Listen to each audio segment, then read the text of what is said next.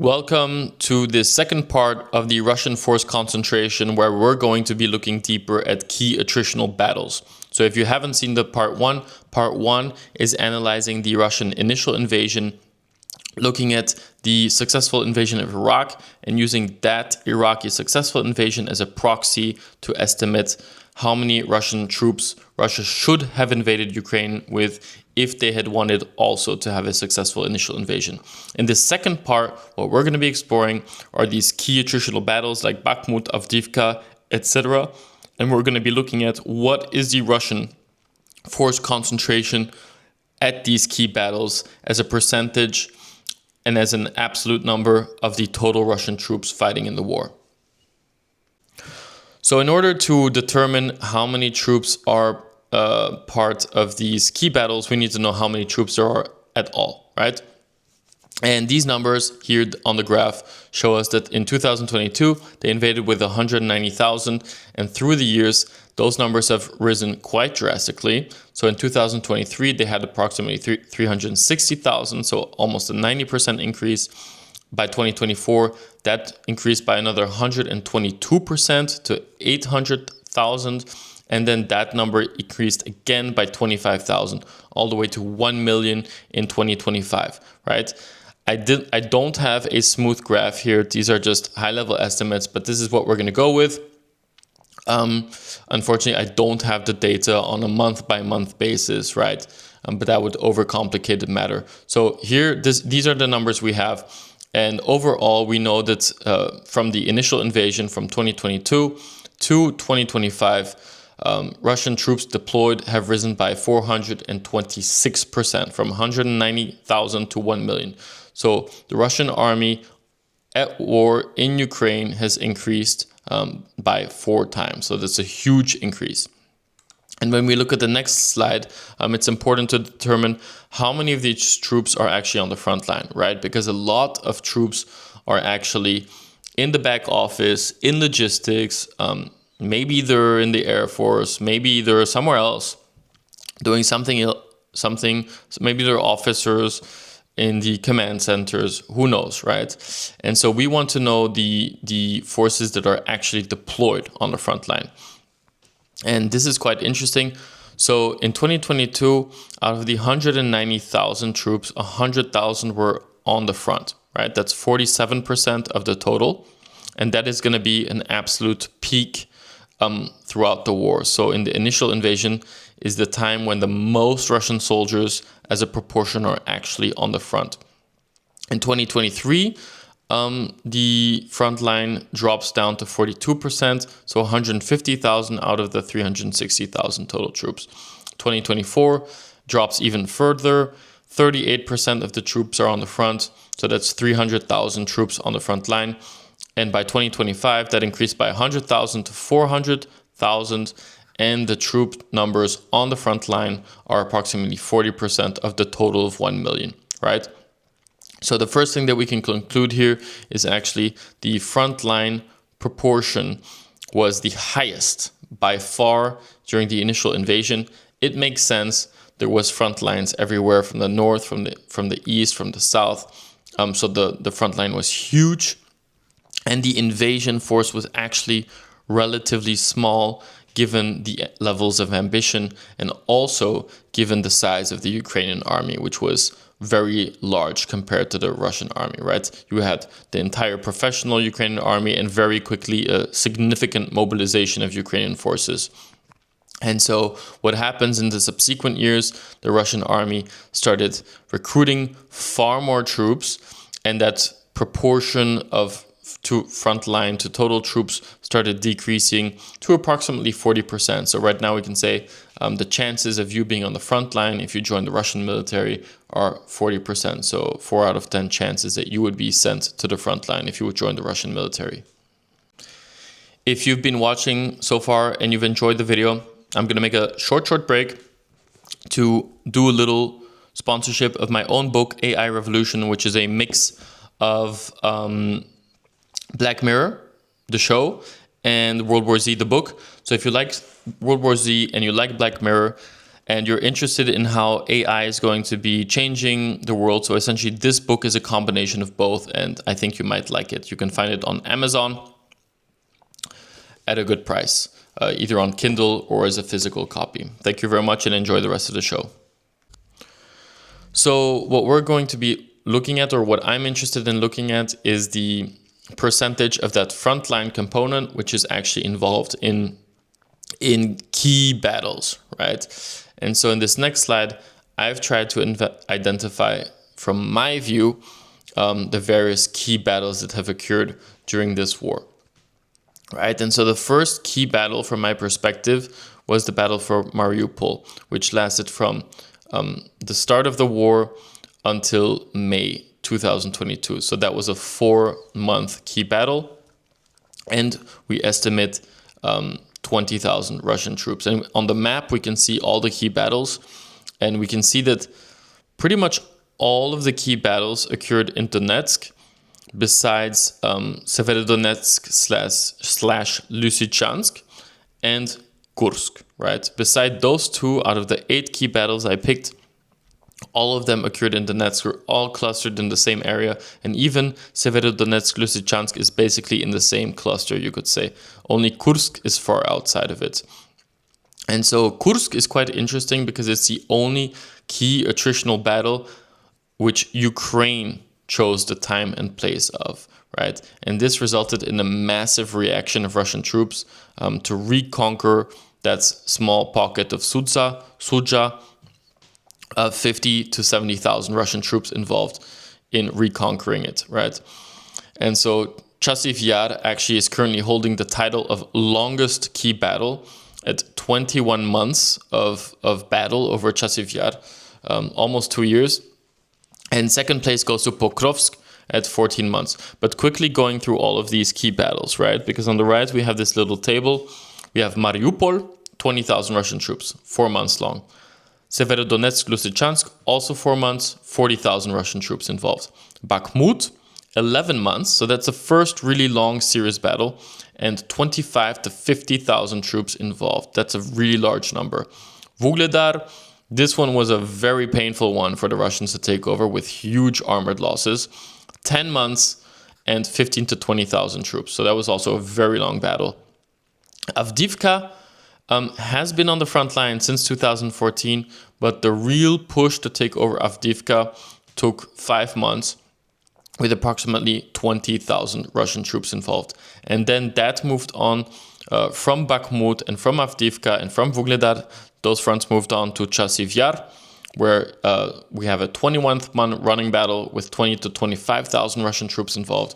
And Pokrovsk, which is a serious one, has been going on for 14 months, 50 to 70,000 Russian troops. And then Kursk, which started after the Pokrovsk battle started and has already ended in the meantime, which took 9 months and involved 70,000 Russian troops, right? So essentially what we can see here, or what our initial gut feeling is that the battles are becoming larger. So if you look at Pokrovsk and Kursk, we have 60,000 Russian troops in Pokrovsk, 70,000 Russian troops in Kursk, whereas the initial battles for Mariupol and for Bakhmut were smaller, quite a lot smaller. And that is also a reflection of the far larger Russian army that is on the front line.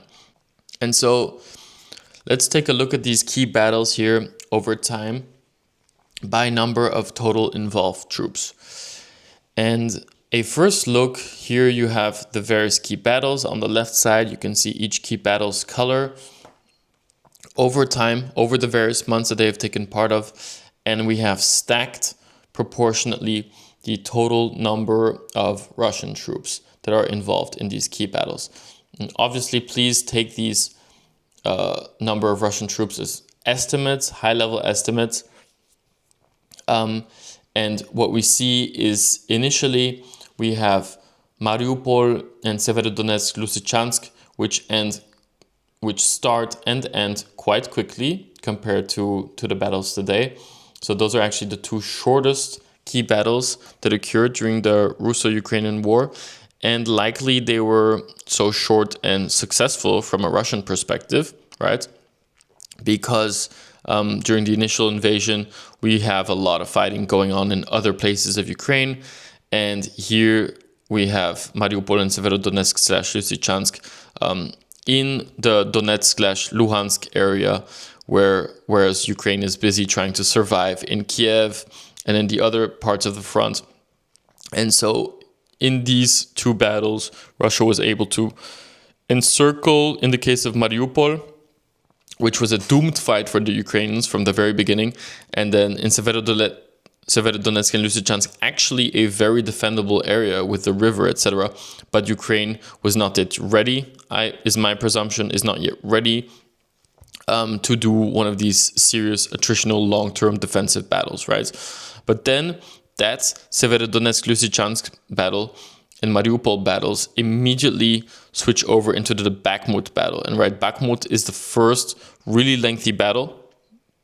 And you can see here the number of troops involved spikes, because Bakhmut is actually overlapping, at least by 1 month, with Severodonetsk and Lysychansk. And we have a spike of 78,000 troops actually involved in key battles during that period of time. And Bakhmut continues for quite some time and even starts overlapping with the Battle of Vuhledar, which is the ugly green color with 18,000 troops involved in Vuhledar, bringing the total up to 55,000 troops.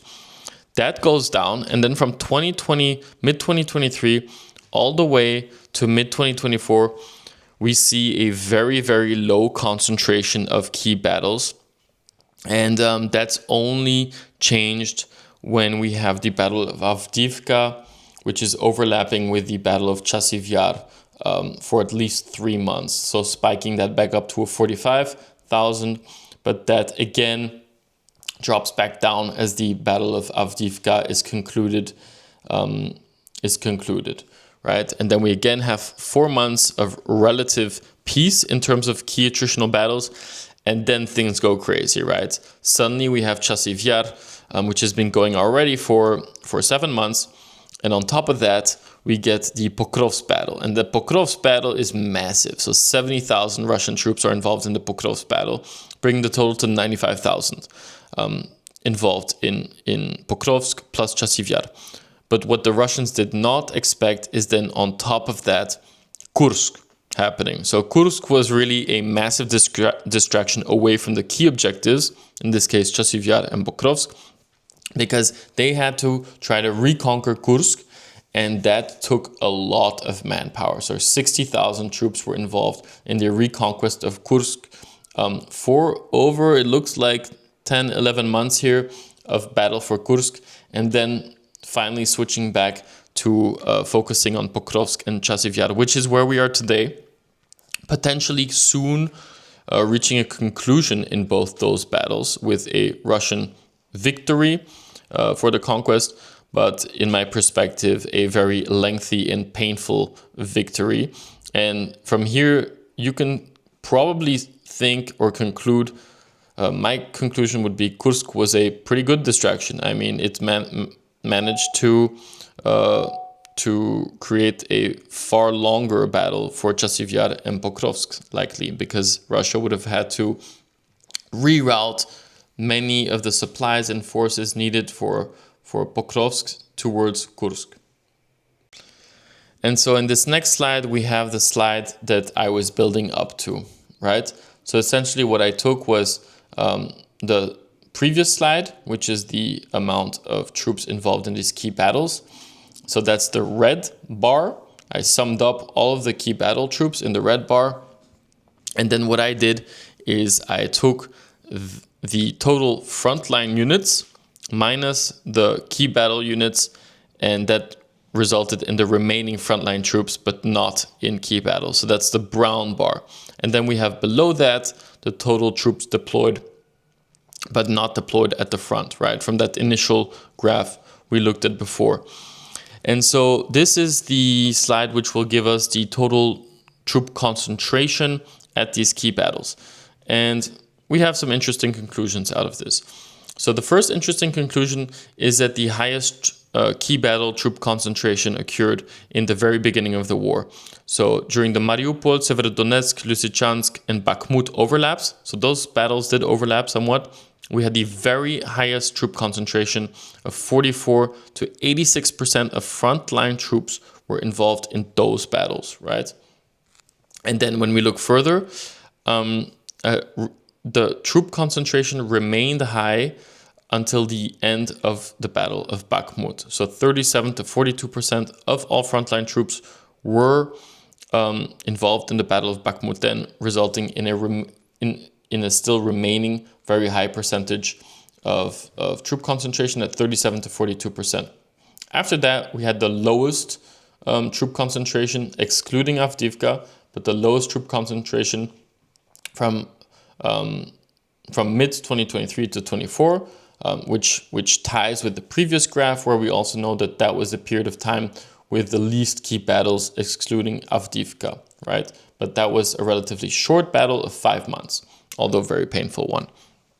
And then the absolute lowest key battle concentration occurred right after Avdiivka and before the start of the whole Kursk, Chasiv Yar, and Pokrovsk key battles, right? And so that lowest concentration stood at 8% for 4 months, right? For 4 months, the Battle of Chasiv Yar was the only key battle going on, and only 8% of frontline troops were involved in that battle. And then things go wild again. So from mid-2024 all the way till today, we still have a high troop concentration, but the highest troop concentration occurred, right? We have a high troop concentration because we have Chasiv Yar, and then Pokrovsk gets initiated, but then it really goes crazy when the Ukrainians do the Kursk offensive, right? Bringing that total to 39 to 52% troop concentration, which is almost the same levels as we had in the very beginning of the war, where we had Mariupol, Severodonetsk, and Bakhmut overlapping, right? And so these are percentages that the Russians are probably not very comfortable with, because we do know that those initial periods of time were also related with very high troop losses or equipment losses. And once Kursk ends, we have again a reduction in high concentration, and so for the Russians probably a far more comfortable troop concentration, but it is still 3 times or 4 times higher than the lowest key battle concentration of 8% during the Chasiv Yar, only Chasiv Yar time period, right? So it's still, if you look at that graph, the last 4 months have still resulted in 95,000 troops involved in key battles for Pokrovsk and Chasiv Yar, and still at a relatively higher end troop concentration rate. So what are some high-level conclusions that we can make from that? What are the summary of operational insights? A, Russian massed forces at early key battles for decisive outcomes. I mean, Mariupol, Severodonetsk, those were easy wins relatively when we look back at it now. At the time, it looked horrible and very lengthy. But when we look back at it now, those were easy wins and resulted in large territorial gains. There was a period of reduced key battle concentration, implying a defensive or recuperative stance after Bakhmut especially. Recently, concentrations at multiple key battles have increased, Pokrovsk, Chasiv Yar, Kursk, pointing to renewed offensive or counter-offensive actions.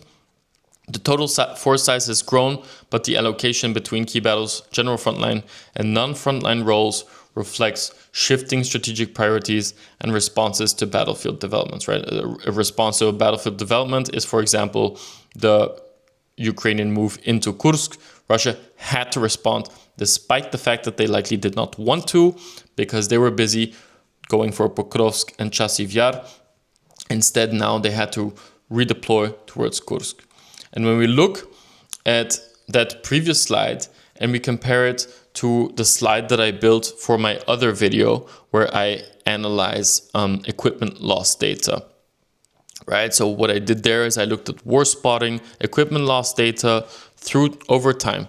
And so in this slide, what you can see is that equipment loss data, right? So for example, you see in spring 22, the Russians lost 3.7 thousand mechanized equipments like tanks, IFVs, transport vehicles, etc.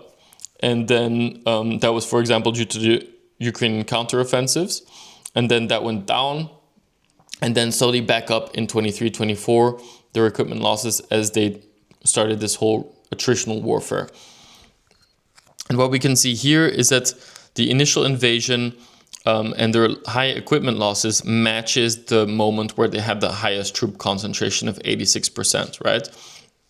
And then we have a decline in concentration in key battles and also lower losses, excluding the Ukrainian reconquest of Kharkiv and Kherson, right?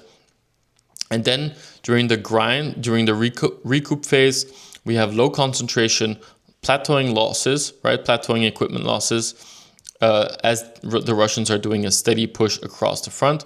And then during the renewed push, we see an acute increase in troop concentration. That's Avdiivka, Chasiv Yar, Pokrovsk, etc. And Kursk. And then after that, we see a resource exhaustion, declining losses.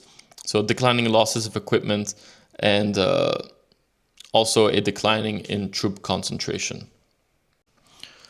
So with that, we can sort of high level match the Russian equipment losses with increasing or decreasing key battle force concentrations, right? And so what are the conclusions that we can make from that?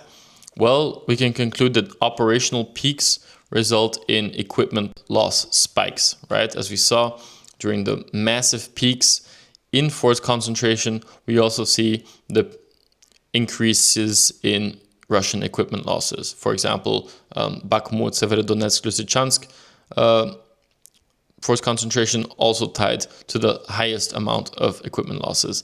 And then we had the Kursk, Chasiv Yar, and Pokrovsk high concentration moment that also resulted in massive equipment losses. And then suddenly after Kursk ends, you can tell this type of exhaustion, right? Attritional plateau and exhaustion shift to wider front trip, right? After Bakhmut, we see this attritional plateau and a reduction in losses. And we can see that this is tied to the moment where we see a reduction in force concentration for these key battles. What we can also conclude is there's a depletion in modern equipment. That's a conclusion we can make off of the equipment loss slide, which is tied to what we can see on the front line with more and more civilian vehicles being used for assaults. But we can also simply see it by the fact that far less modern equipment, modern military equipment, armored equipment is being lost in 2025 as in all other years. And what we can also conclude is there's a worsening cost benefit as opposed to early high intensity and concentration battles. So what I mean by this is that the cost benefit of taking over Mariupol and Severodonetsk / Lysychansk in the beginning of the war, although at the time it looked very painful, well, it only took 4 months for each of them, and they resulted in massive gains or relatively large gains for the Russian military and the taking over of strategic cities. Whereas now we can see at the cost of lots of equipment, right, as we saw on the graph, but as now we can see, I mean, Pokrovsk and Chasiv Yar have been going on, Chasiv Yar almost for 2 years. You know, what is the cost benefit of taking over those key battle locations, right? And that's a calculation that the Russian military is definitely doing. That concludes this part 2 of the series of force concentration of the Russian military in key battles. And if you did like this video, please subscribe. There will be more content coming on the way. It takes a lot of work to prepare all of this, to gather all the data, to prepare the presentations and to present it. So I would very much appreciate it. And it's also the best sign for me to let me know that you enjoy this type of content. Did enjoy this type of content, then I would appreciate it also if you want to support me. You can buy my latest book, AI Revolution by Artis Brackeveld. It's a book that combines Black Mirror, the show, with World War Z, the book. And if you would like to see through time how AI is going to change our lives, do support this channel by purchasing a copy on Amazon, either Kindle or physical, at a very cheap price. Thank you very much. Have a nice day.